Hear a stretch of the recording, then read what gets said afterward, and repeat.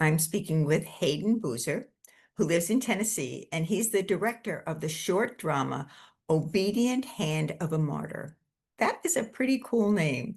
So I'm going to ask you at some point to explain how you got that name. Okay, that All sounds great. right, but for now, I want you to give an overview of your film. Okay, well, I just want to say thank you for doing this.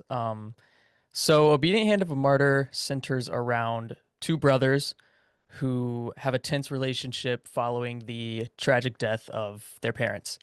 And so we come into the film at a time post-death, right after the funeral, actually, and then we follow the character Jerry or Gerald as he attempts to cope with the loss through his writing. It's pretty interesting how that all comes about. But what do you want the audience to take away from this film? So I think the main thing that we wanted to do was sort of present a vignette, if you will, of grief and how certain people can become obsessive in their grief.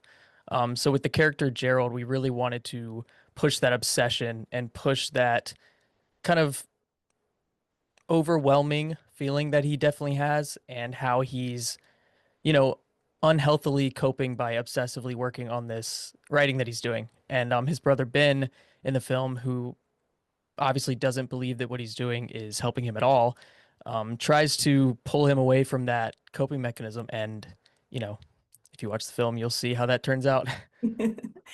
And how did you come up with that name? Obedient Hand of a Martyr. Okay, so we, well, we first were going to just call it Martyr, like one word, because we were thinking of Gerald's character as making himself a martyr. Um, he's he's really throwing his life away by obsessively working on this, you know, this writing. I'll keep calling it writing because it never really amounts to anything besides that.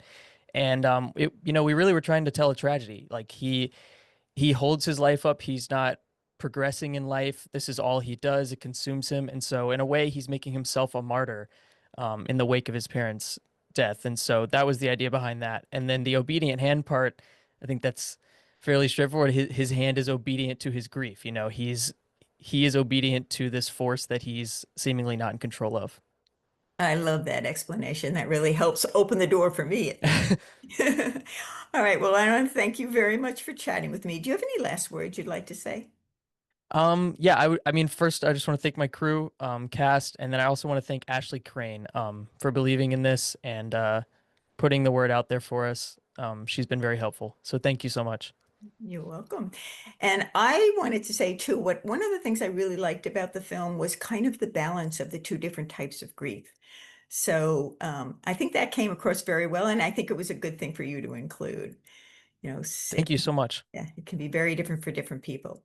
Yes, And I am Diana DeRosa reporting for the Tryon International Film Festival.